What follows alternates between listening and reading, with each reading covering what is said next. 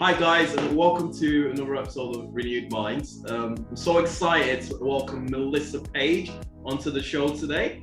Today we're going to be talking about the malignant male narcissist.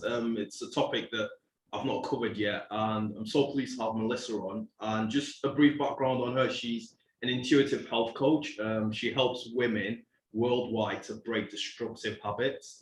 And one of the reasons also I wanted to come on the show is because it's in line with having a renewed mind. It's not just about in your mind, but also your physical body as well, you know, taking care of yourself. Everything is a lifestyle about renewing your mind. So in your mind and in the physical, they're all important and all encompassing. So I don't know if there's anything you want to add to that, Melissa. So glad you can be on the show today. Yeah, thank you for having me. I'm super excited. Yeah, an intuitive health coach. And all that means is I'm an empath and I am highly intuitive. And what I used to think was a curse, because it's something that wasn't always felt weird and different. I think of it as like a blessing now because it helps me relate to people better. But my coaching approach is holistic. So it's mind, body, and soul. Because I believe real health isn't centered just in the body or just in the mind. Yeah. They work together, you know. So yeah, and helping women break destructive habits, women that have come out of a rock bottom, whether that be an emotional one, coming from addiction, or whether it be a situational rock bottom, coming out of an abusive relationship, that sort of thing. Helping them get their life back together mentally and emotionally, getting more confident and starting a new way of living that's sustainable. Did you mention also you also studying to be a therapist as well? Are you Yes. in school for that? So I think that could be really helpful as well to helping women, and obviously in regards to that. So yeah, thanks so much for that, Melissa. So yeah, today I think where we can start off as one of the themes of the malignant male narcissist is sadism. Now, in regards to that, I think that could be very, very deep in its core in terms of how it can affect people. So I don't know if you can maybe like provide some insights from perhaps some of your experiences in regards to that theme in particular, Melissa. Yeah, and these are, you know, my experiences and my based on my own research and you know, experiences that I've discussed with other, you know, close people in my life that have experienced similar things. I'm not, as you know, you mentioned, I'm going to school to become a therapist, so I'm not a licensed therapist. I need to, you know, preface it with that. But I have had an experience, narcissistic psychopath, and it's what my therapist believes is one. And I've talked to multiple therapists to confirm my beliefs, and it's all unanimously that I dealt with this type of individual. And one of the key traits of a malignant narcissistic type is sadism. And the irony is, malignant narcissistic, you won't find that malignant narcissistic personality disorder in the DSM. It's, you know, come and gone. The medical field and American Psychological Association has named it different things, but they've kind of kept the name malignant, even though it's not in the DSM per se. But one of the key traits that separates someone with narcissistic personality disorder and like textbook narcissistic personality disorder and a malignant narcissist is the psychopathy, and as well as the sadism. With a sadist per se, they relish in power, and they relish in getting someone to feel pain and less than. And people tend to think it's all physical, but it's not necessarily so. So if they're playing in a manipulative mindset game with you, or a mental mind game, and mentally they can see that you're folding and you're feeling bad about yourself, or whatever their goal is in that moment. If that goal is winning, so to speak, they take great pleasure in that. So if I hurt someone and they cry, I am not going to feel good, right? You're not going to As feel an good. empath, yeah. As an empath or anyone with empathy, most people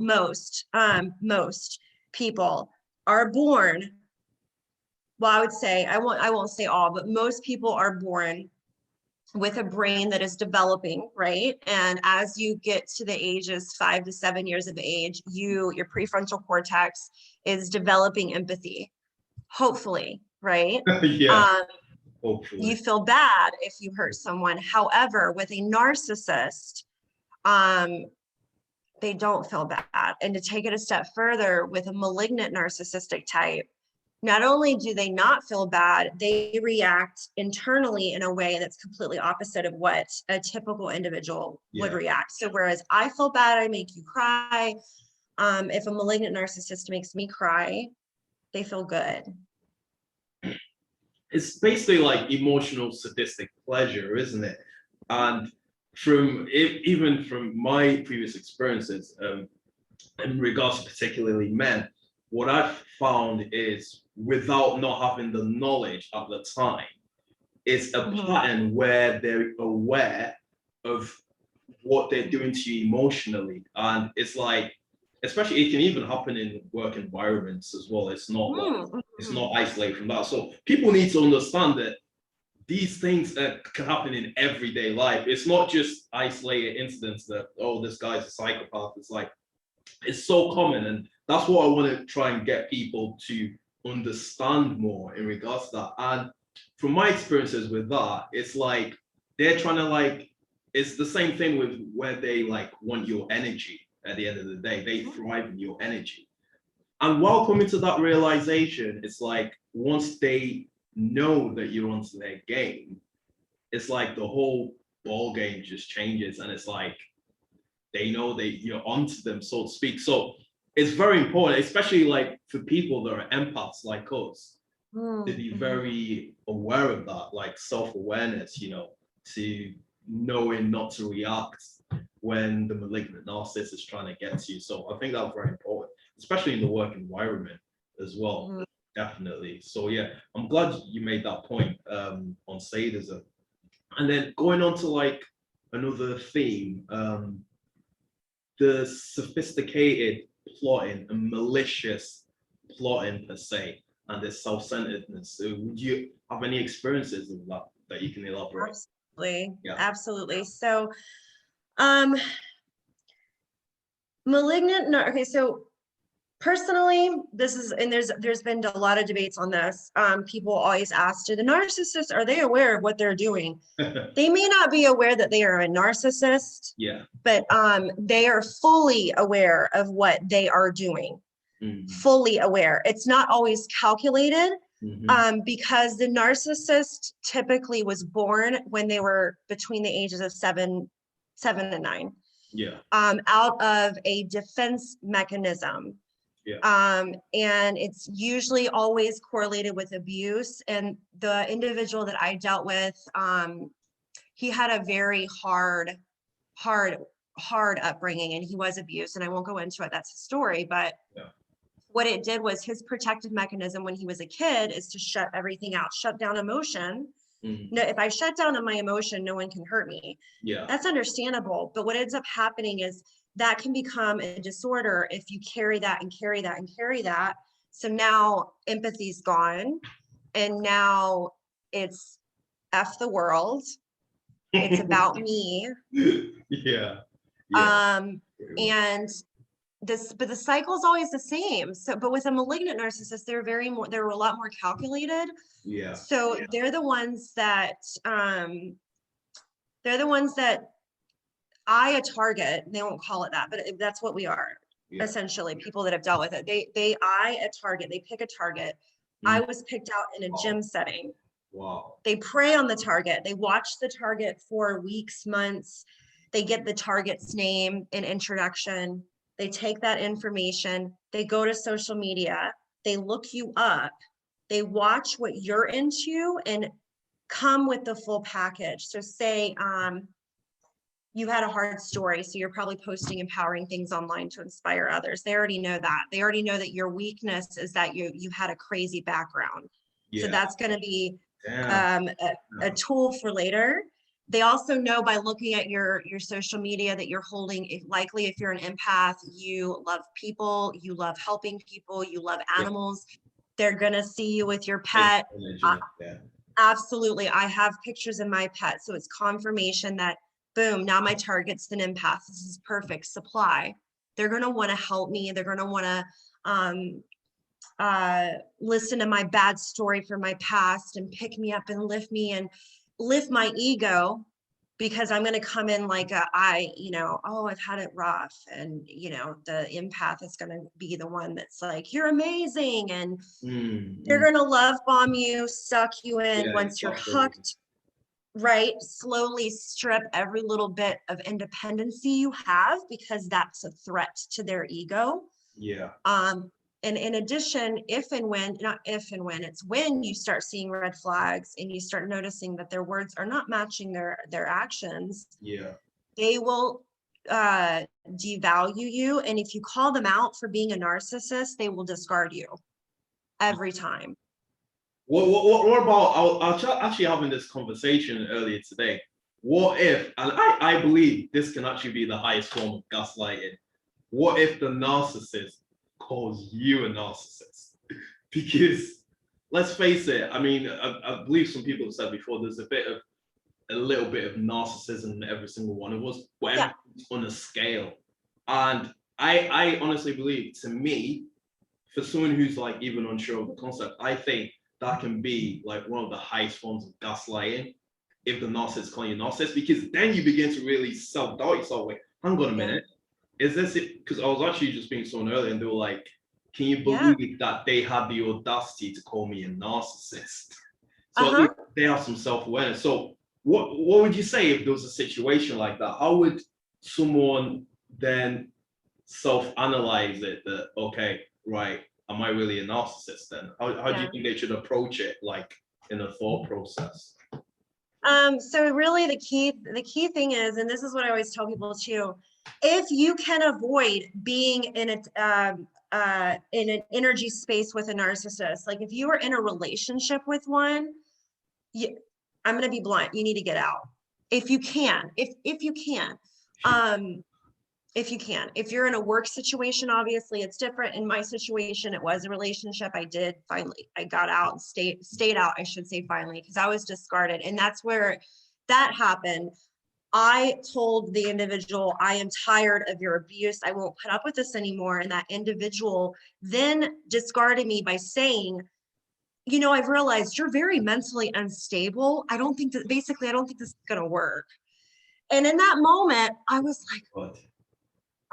this is going to sound absolutely irrational, but this is where they tend to cause cognitive dissonance by gaslighting, which is their actions aren't matching their words. Like you're seeing this individual abuse you, and they're saying they love you, but they love you, right? And you're like confused. If they tell you, and it's not if, they will tell you you're crazy or you're a narcissist or whatever, like you're loony or you're too sensitive. I heard too sensitive, crazy, mentally unstable for reacting to abuse. I'm mentally unstable. And what it does, oh my God. It's confusing. And that's the goal, is to confuse you and shame you.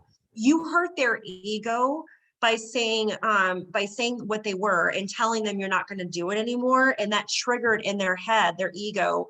Anytime you hurt their ego, it can trigger what they call narcissistic rage.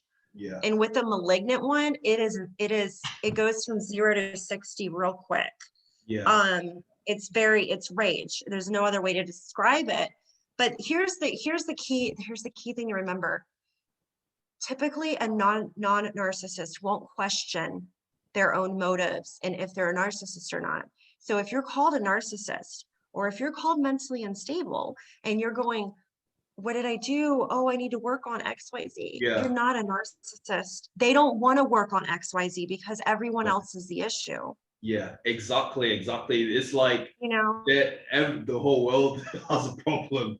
It's not everybody is the problem. That's the sign. And I think like you were saying, I like a point that was made in a discussion I was having is, it's not that they don't love you, it's they love you in a dysfunctional way. So In their way, they think they love you. yeah, that's not true love per se, you know, because true love No. is like unconditional, you know, that's the ultimate, to me, that's the ultimate kind of love. So like, it's just complete dysfunction. And people need to distinguish between what love bombing is, because anyone can just say, yeah, I love you. And, you know, those words, those three words can be so powerful, but some people just know how to just say it anytime and just abuse it. It should just be like safer, you know, when you say it from the heart.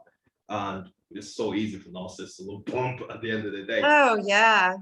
But I like the point that you made in regards to like, you know, when they're basically analyzing your behavior, they're analyzing your behavior to eventually like mirror you. So like when they're, you know, analyzing you, what you like and everything. What you like, your music. Exactly, you know, so that they can like come in, mirror you, and you know, you believe, oh, you found your soulmate. Oh, yeah. Before you realize you're soul tied, and then you now have to come out of it, you know. So that's a really good point, and I hope our viewers are taking like a pretty much a mental note of that as well. Moving on to the next theme, and I think, you know, and it's probably one of the reasons why the malignant narcissist will be more common with the male. But I mean, there might be some malignant female narcissists out there, but for this purpose, the theme for the aggression part, the very the very aggressive malignant male narcissist. I don't know if you can share any experiences with that, Melissa. Yeah, so the aggression is so I believe that all narcissists experience narcissistic rage, but it can vary, right? And if you go and look at, it's really sad, but if you go and look at the domestic abuse circle, you can go online and see what it looks like, and they have, thank goodness, updated it. Emotional and verbal abuse was never a part of that wheelhouse before, but it should be. It's more, I feel it's more damaging than even physical abuse sometimes. But it always starts. So if a narcissist started off out the gate calling you names, putting you down, isolating you from your friends and family, telling you couldn't hang out with the opposite gender, making you always questioning you, controlling you, it would never work. It would never work. They do it slowly, and malignants are very meticulous. It starts with, you know, verbal and emotional abuse, and then it can turn physical. And when I say physical, it doesn't necessarily mean they start off by hitting you in the face. With the individual that I dealt with, I am 100% sure if I had stayed, that would have been the next move. But the individual that I dealt with, he had punched his car and said, and I quote, "At least it wasn't you." Now, this came after me telling the individual that I was crying and I was very emotional, and I said I felt like that he was treating me like an object and a piece of property. Wow. Because he had been doing that the whole weekend, and that is big. So malignant narcissistic men, they do feel like they own people. They own, like you are property. And when you had mentioned love earlier, you know, as a child, we like, a lot of us, I won't say all of us, you know, for those of us that celebrate Christmas, I'll say that, we get excited on Christmas Eve because we get to unwrap the toy. So you get, let's say you get the toy of the season, you got your favorite toy, you are going to love and cherish that toy. And you think forever, right? Definitely. About a few months later, what do you do with that toy? The new toy comes out. You take that toy and you throw it aside, and now the new shiny object is out.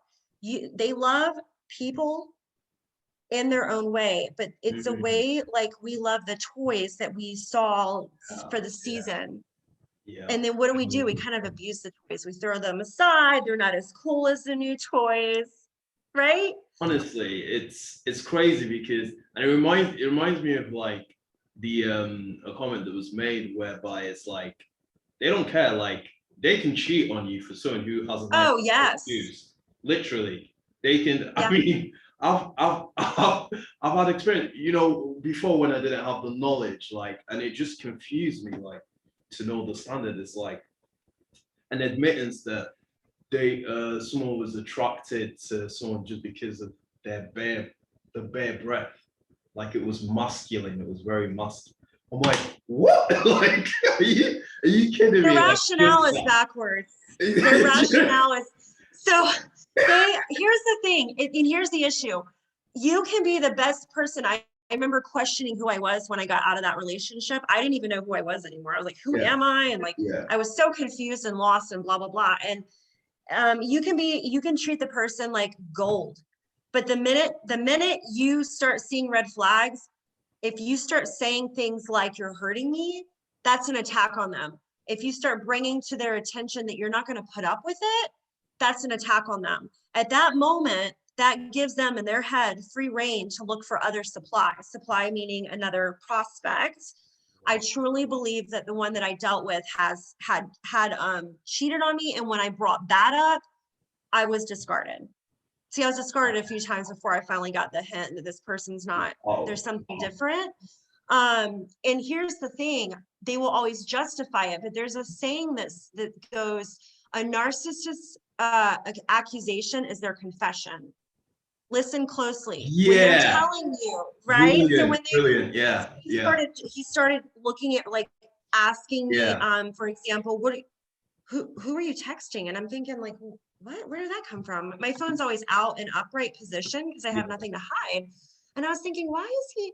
And he would, for example, he would say, you didn't answer your phone in like a couple rings. What's going on? What? And I started noticing these behavior, insanely controlling.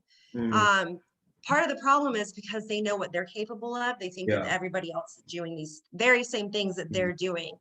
So pay attention. It's like, if someone, a narcissist says, you're probably cheating on me, or they're doing it. When they're calling you mentally unstable, they are mentally unstable. They're calling you weak because they're weak. Yeah, definitely.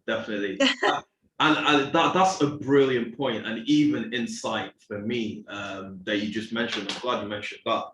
The fact that when you're getting close to something like this, let's say they're cheating on you, and they start accusing you as a defense, that is probably a sign to watch out for. That, because at the end of the day, I've said this many times, like, there's absolutely no justification. You don't even need to be a narcissist to cheat, but I mean, there's no justification for it. And if someone's trying to justify, and accusing you to flip the script, that's totally relatable, I'm sure, for you as well.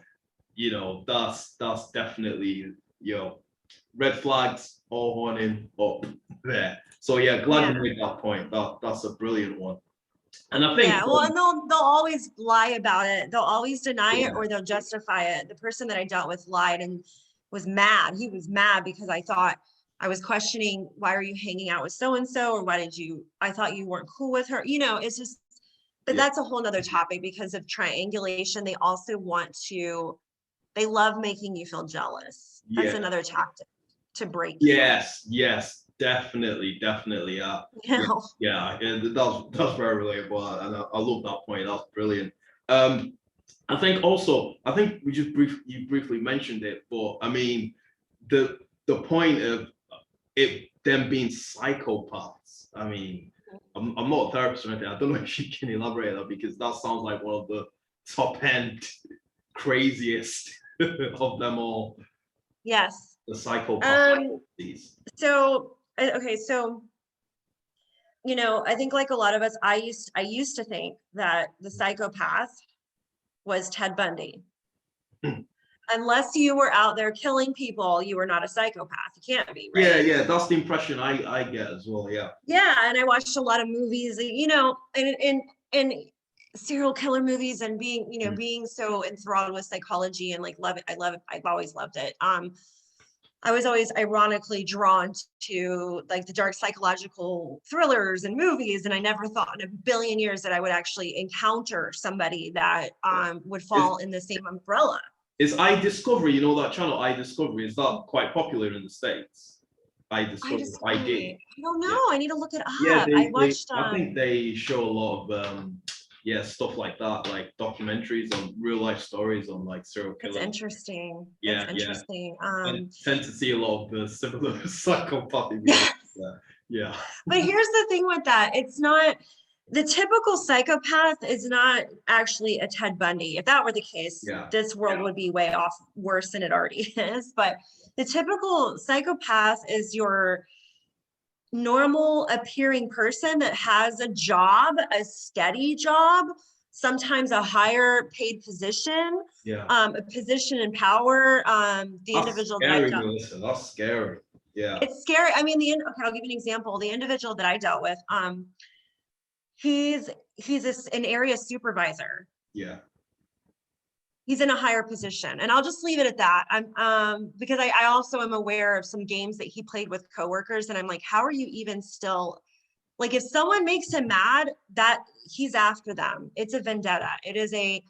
It's scary because he They're can able write to reviews. manipulate themselves up to these higher positions, though. That's the thing. Yeah. Like so emotionless. That's Their IQ, everyone's different, but for a malignant, a lot of times their IQ, a lot of times, not always though, is higher. But here's what people get confused about.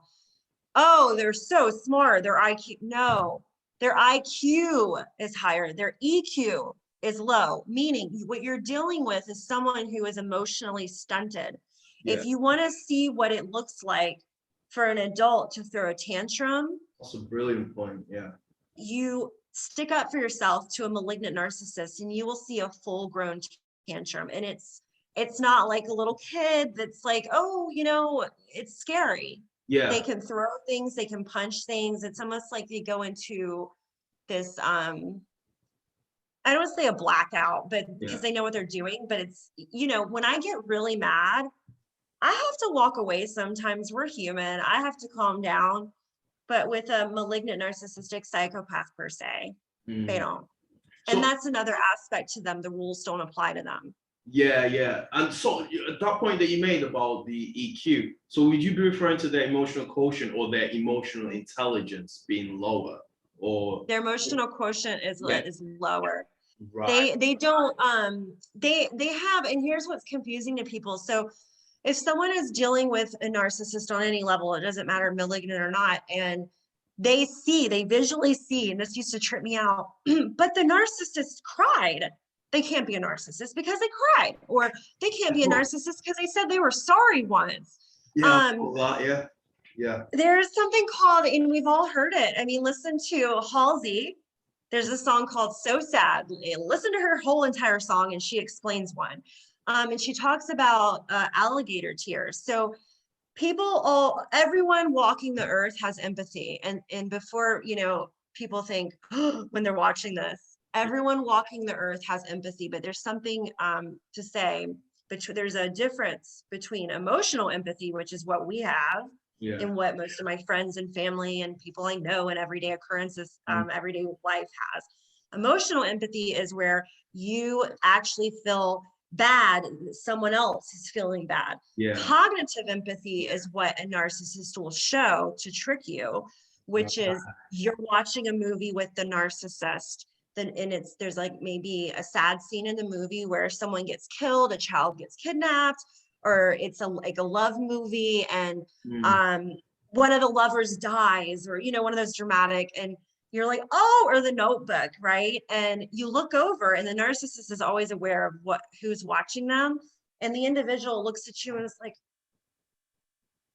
and you, because they know you think, you feel, they're setting the stage. They're always setting the stage. That's deep. It's something I've always thought about as well in the past. Well, I mean, they are showing a degree of emotion, but that's very enlightening. It just makes one think about it in another perspective, actually, because even when I've been suspicious of, like, when I didn't really know about the concept when I was younger, and it's like just suspicious. Well, do they really mean that, those tears? Because you've never cried before, so why are you crying now? Is it like you want a reaction from You me? want a reaction? Or maybe another one is if the narcissist is crying because you're on the verge of splitting from them. They're actually not crying for you. That one really was eye-opening to me, because my own therapist had to help me see that. She was like, he's not crying for you. His tears are real. He is sad. They can feel sad, but it's not because they're losing you. It's because they're not winning and they're feeling sorry for themselves. Wow. So shame is real for them, and their shame looks like anger. Right. Right? So they can Oh, experience shame because they're all about, how do I look? Am I the cool kid image. on the block? You know, do I look normal? They're always manipulating their own behaviors to, like mirroring and all that jazz. And Yeah. if they are sad, it could be real, but the motive behind it is what is really in question. Like, if I lose somebody I actually love, I'm going to be sad for me, but I'm also going to be sad because it's somebody that I saw a future with, Yeah, definitely. and they're probably sad too or something. And I'm seeing them be sad, and that makes me even more sad.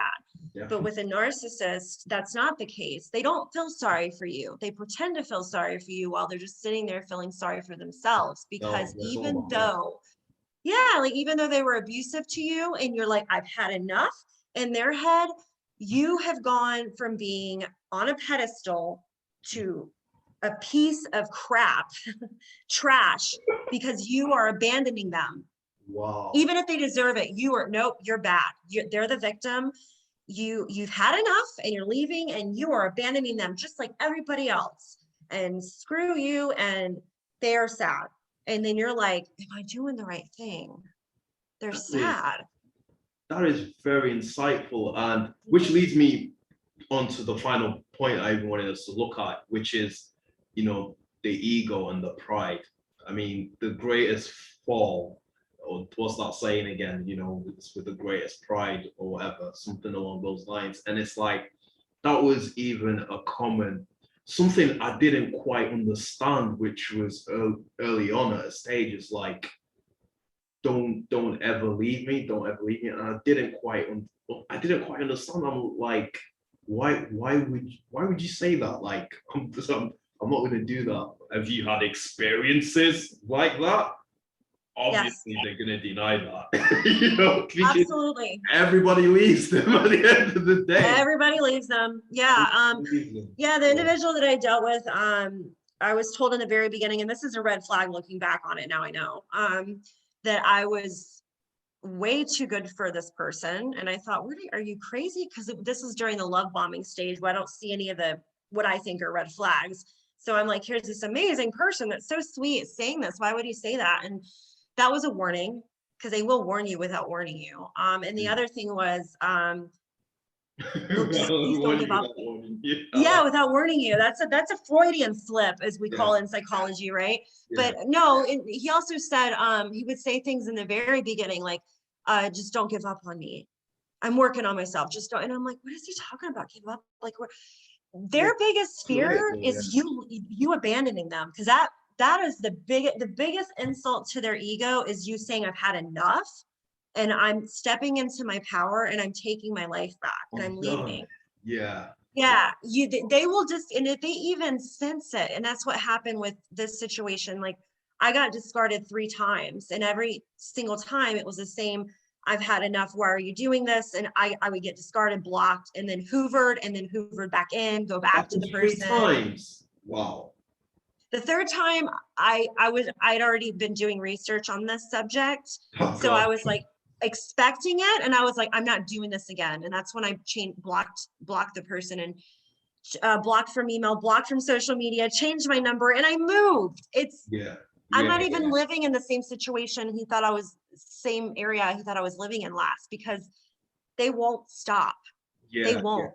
They Yeah. always have several supply in the wheelhouse. So they're always in contact with their exes. If they're dating somebody, if they even think that they have a chance to get you back on any level, even as a friend, or supply, they will give you a little bit of breadcrumbs and they'll drag you back in because they can't be alone. They Yeah. cannot be alone. Yeah. So if they sense that you're gonna discard, they will discard you. Yeah. Especially like a point you made when we were discussing applying, if perhaps they could be using flying monkeys as well. That's another dangerous aspect for people to be very aware about. If they're using, especially if they're dating someone, especially if they're dating someone new and they're using the flying monkey in a manipulative way to know if they can still somehow have access to you. That's another thing, definitely, I think, to be aware about. Yeah. You gotta watch out. You have to watch out for that. I was close to the individual's sister. I adored her. She's an empath, I believe. And I had to block her, and that was hard. Because she was a friend. She had become my friend, and I really cared about her, and I had to block her. I had to block anybody associated with this person. It's so unnatural to cut people. I can't, it's hard to cut people off, but I had to block anybody that had a tie with this person because I was so afraid that they were going to use, he was going to use them because he's done that before. And then even when and like even when I did that, he proceeded to try to add my friends on Facebook. That was one of his last games, and I'm like, my friends were like, this guy's crazy, what's going on? I'm like, just block him. You know, like just block him. It was scary. And he claimed, I didn't know that was one of your good friends. I'm like, it's all a game. It's all a game. But you didn't see it on the Facebook mutual friends or what? I talked about this person, one of my friends that he'd tried to add a couple, but this one friend of mine is one of my best friends, and I had talked about her to him when we were dating and whatever. But yeah, that's one thing that you have to, if you're separating from a narcissist, you have to cleanse your environment. That means you have to cut ties, and it sucks, but it needs to be done. You have to cut ties with anybody that can be used. I'm glad you made that point, because it is possible for associations, especially in the family, for some people to be empaths as well. So it's not necessarily that the whole family is necessarily narcissist, and that can be really hard for people. But you know, sometimes you just have to do what's necessary. And I'm glad you made that point so that people can be aware as well if they're in situations like that to do the necessary thing. It might be hard, might be painful, but I'll tell you what, it will be worth it when you get to the when you're strengthened and you're out of it, and you know you can see clearly without emotions. So that's brilliant. So glad you made that point on the pride and ego. So finally, just for us to close off, Melissa, with your background and everything you're doing, I'm really an advocate of, you know, like physical health as well, which is why I'm glad you came on the show. So if you can just talk about how, for us to close off, how you can help people with what you're doing with physical health, mental health, you know, to get them through things like this, and just a combination of that. If you can just go into that, and so physical health for me has been it's been medicine for me. And during that whole, when you come out of a narcissistic abusive relationship, and it doesn't have to be an intimate partner, that was my situation, but it could be anything. It could be family members, whatever. You don't know who you are. You're emotionally weak. You feel beat down. You can't tell left from right. You're foggy headed. Your cognitive thinking, logical reasoning, it's like a haze. It's hard to think. Foggy headedness is another. It's lack of sleep. Sleep is hard. Anxiety, depression. It's like all there. And physical fitness, has been so monumental in my own journey. And it's going to be monumental in my clients' journeys, you know, as well. And my approach is mind, body, and soul. And even when I become a therapist, I'm still going to offer coaching because I believe that fitness health is so important. Nutrition is so important. Before giving someone an antidepressant, let's look at every single pie. I think that should be a last resort. And to be honest, it's even been scientifically proven as well. I mean, I'm not a scientist, no details, but the chemicals that are released, everything's connected. Your body, your mind, everything's connected. And when you exercise, and the chemicals that are released in the brain, you know, these endorphins or whatever, you know, it's a feel-good factor before we can think about taking tablets. me personally, I'm not a fan of tablets. Like most people that are close to me know that I hardly fall ill Yeah. thanks to that. But Yeah. I believe in just like physical health, the mind, and sometimes even like some people like get better quicker just from thinking more positively. That's a whole nother topic in Mhm. itself. Well, and the other thing is, people always ask like, why would you go back? Why would you? Yeah, Part of the reasoning behind that is that your brain chemicals are off. So exactly. Yeah, yeah, yeah, like your brain chemicals are off. So when you're being love bombed, you get a high off of it. You're yeah. like, woo, Your you brain feel like believes it's real love, but it's not. yeah, because you Yeah, believe it's real. And so when you're in a situation with a narcissist for any length of time, yeah, longer than a few weeks even, your brain starts getting used to fight or flight. So you get used to the high and the low of the abuse, high and low of the abuse. So when you finally come out of it, you're really depressed, you're depleted, your serotonin's off, your dopamine's off. yeah, So part of like the coaching and part of the mindset yeah. stuff too is getting you more equilibrium. When you're more balanced emotionally speaking, you're less likely to make a self-sabotaging decision of going Yeah, back to that yeah, person. yeah, And or it could be that you've been away from the narcissist, but now you got in a habit of binge eating or something. You're yeah. less likely to get back in these destructive habits Mhm. if your hormones are regulated, to be Yeah, blunt. yeah, You yeah. know, Brilliant, brilliant. exercise helps regulate that. Sleeping helps regulate cortisol, right? Right. Which is, the adrenaline hormone that gets you ready to like, you know. So So do you have any like so I can put a link for like people as well? yeah, Any programs that you're doing like in terms of exercising where yeah. not even just women, I'm sure some men as well. Mm. You can open that up to them as well if they want, to follow any specific exercise programs, anything like Yeah. that. Are you running at the moment? You doing that? Yeah. Yeah, absolutely. I'm actually my coaching program now. I've got actually something starting in June that I'm super thrilled about, and it's going Fantastic. to be a program that is for the woman that has been through an abusive relationships, coming out on the other side of it and building her back up, getting her fit, feeling sexy, and she gets a photo shoot, which is awesome. Cool. I'm Great, super great. excited. But Also, the it's like a workouts, package, is it? yeah, so Okay. it's gonna be super super awesome. But the workouts are all customized to the individual.